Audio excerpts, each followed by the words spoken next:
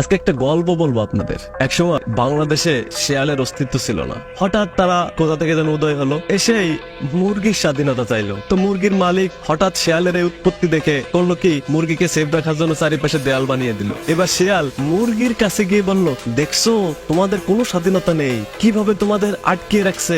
অমনি মুরগির দল বলল, ও তাই তো, আমাদের তো কোনো স্বাধীনতা নেই। তারপর মুরগির দল করলো কি, প্লাকার্ড হাতে নিয়ে আন্দোলন শুরু করলো, আমরা স্বাধীনতা চাই, আমরা স্বাধীনতা চাই। তারপর মুরগির মালিক তাদের অনেক বোঝানোর চেষ্টা করলো, এটা শিয়ালের একটা ফাঁদ, শিয়াল তোমাদের খাওয়ার প্ল্যান করছে, ওদের ফাঁদে পড়ো না। কিন্তু কে শোনে কার কথা, তাদের স্বাধীনতা লাগবেই। তারপর সেই শিয়াল আর মুরগির যন্ত্রণায় বাড়ির মালিক করলো কি, বাড়ি ছেড়ে চলে গেল। তারপর তো শিয়ালগুলো মনের আনন্দে নাচতে শুরু করলো, শিয়াল ওদের স্বাধীনতা দিয়ে মনের আনন্দে খাইতে শুরু করলো। এখন এই মুরগিগুলো যখন শিয়ালের আসল চেহারা দেখা শুরু করলো, তখন এই মুরগির দল আবার সেই মালিককে খোঁজা শুরু করলো।